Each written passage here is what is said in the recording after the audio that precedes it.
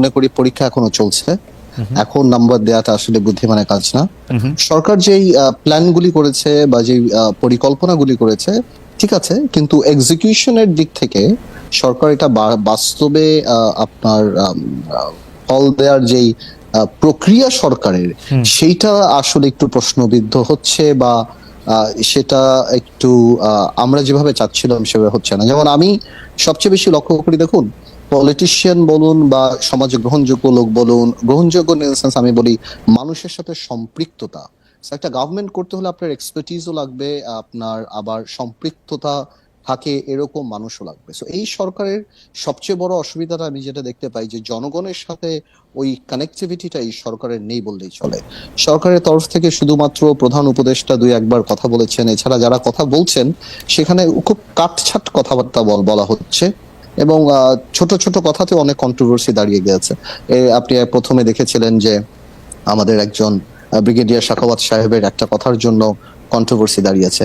পরবর্তীতে আপনি ওই রিসেট বাটন চাপ এই কথাটা হয়তো উপদেষ্টা সাহেব, প্রধান উপদেষ্টা এমনি বলেছেন বা কথার এসে বলেছেন, বাট হয় কি পলিটিক্সে বা আমরা যারা আছি আমরা প্রত্যেকটা কথাকে ডাবল মিনিং ধরি বা নেগেটিভ ধরি বা পজিটিভ ধরি। এছাড়াও ওই যে কানেক্টিভিটির যে ব্যাপারটা, মানুষের সাথে যে সম্পৃক্ততা, সেক্ষেত্রে এই সরকারের জায়গাটা ঠিক না। এবং আরেকটা কথা মাথায় রাখতে হবে যে রাজনীতিবিদদের সম্পৃক্ততা বা রাজনীতিবিদদের সাথে আলাপ, বিকজ সত্যি কথা বলতে 200 রানের যদি ম্যাচ থাকে তাহলে লাস্ট এক ওভারে হয়তো ওনারা 20 রান করেছে। 180 রানের ফাউন্ডেশন কিন্তু রাজনীতিবিদরা বা বিভিন্ন ক্ষেত্রের মানুষরা বা গত 15 বছরে হয়েছে। তো ওই একটা অ্যাটিটিউড এই সরকারের প্রথমে ছিল, যেটা আমাদের আন্দোলন, আমরা করব, আমরা যা ইচ্ছা তাই করব। এই কারণে স্বাভাবিকভাবেই রাজনীতিবিদদের সাথে একটা দূরত্ব সৃষ্টি হয়।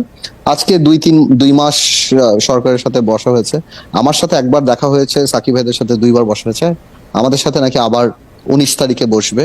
প্রথম দেখাটা ছিল শুধুমাত্র 15ই আগস্টের মর্যাদা কি হওয়া উচিত না উচিত সেটা নিয়ে। তো গুরুত্বপূর্ণ ব্যাপারগুলি প্লাস কমিশন করার যে কথা ছিল পরবর্তীতে আমাদের সাথে বসবে।